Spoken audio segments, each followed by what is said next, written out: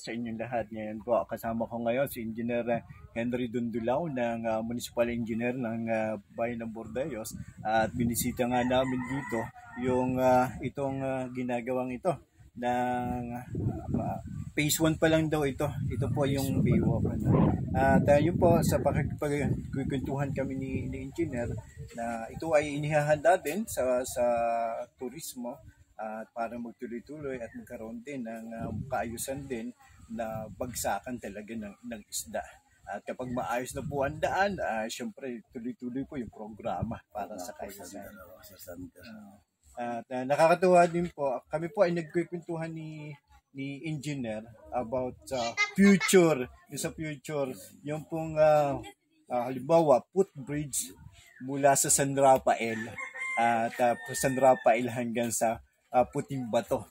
Kaya malaki pong katanungan ito, pero mas maganda Engineer yung pong ganoon na mayroon parang pangarapin. Ito po ba ay posible Engineer kung sakali sa mga susunod?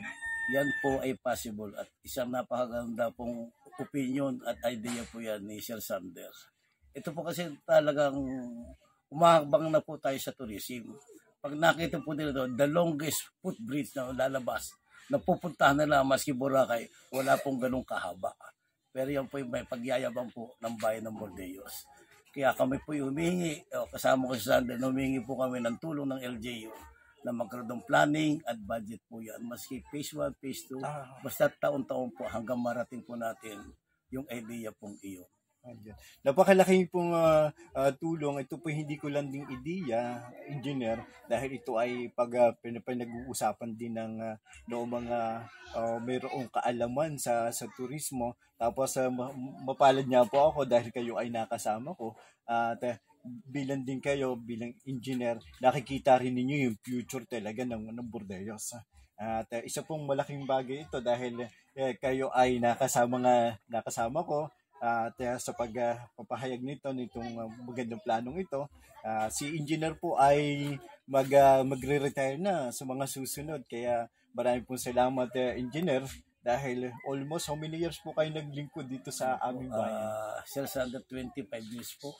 Awa ng Diyos. At malaking bagay po ang nagawa ninyo dito sa pag-unlad ng Bordayos. Hindi man ganun kabilis, pero talaga nakita natin yung hakbangin at lalong higit ngayon na nakita natin yung pag-unlad na nagtutuloy-tuloy na pag-unlad mula man sa mga simula noon at hanggang ngayon. At patuloy din po kayo nagmumonitor at nakakatuwa dahil po nung pagbubukas ng Polillo Bordayos Road concreting ay bigla din tayong tapos sa maiksing panahon po, no? Ang panahon noon kasi ay yan ay abutin may 10 taon.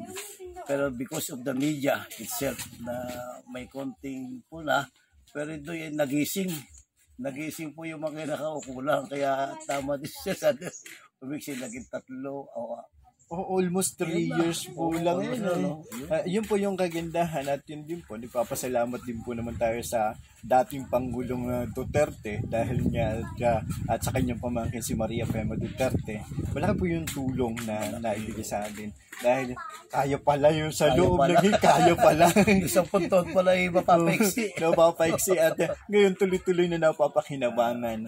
At yun din po na nakakatuwa din, Engineer, dahil itong subok nakakatuwa dahil po subok to nagsisimula na po. Tuloy-tuloy na rin at alam ko na yan po ay sa mga pagpaplano pa rin ninyo noon pa. At ako'y natutuwa din po katulad yung may mga punan noon sa mga tulay. Yung tulay natin na kahoy.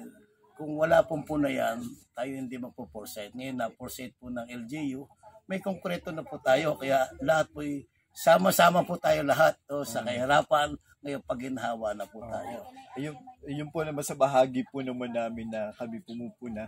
Ang gusto namin talagang hindi man ganun kabilis, pero talagang gumagawa na aksyon. At nakita rin po natin yung panahon niya ni Mayor Aman ay talagang gumawa talaga din ng aksyon na kahit tayo ay yung sa part ko nakikipagtalo tapos pero ngayon nakita po natin yung meron na po tayong konkretong tulay. Oo nga At po. yan po din yung mag-uugnay talaga ng mula sa bayan ng Bordayos, ginagawa na po hanggang Aloyong po, ayos na, ginagawa na po papunta ng Kabungalunan, at yung Kabungalunan meron din sa Lubong at meron din po sinasalubong na kalsada itong sa Anibawan po. Oo nga po. Yan. Tama Kaya po. maraming po salamat, Engineer. At bago man kayo lumisan sa aming bayan sa paglilingkod sa haba ng serbisyo, ay malaki yung naiambag ninyo. Maraming salamat po sa Sander. Salamat din Isa po at magandang umaga yan po. po. Salamat din po. At yun nga po sa tinatarget na yung ideya, sabi nga po ni Engineer, itong footbridge na mula sa San Rafael to Puting Bato. Wow! Wow, yan ang the longest bridge. Dalo. Inter the Philippines yan. Oo. Yan po. Sana, Madami matatalo po mga bayan po. Yan po magiging makikilala po ang bayan ng Bordayos po. tapos sa ibabaw lang ng mangroves na yan.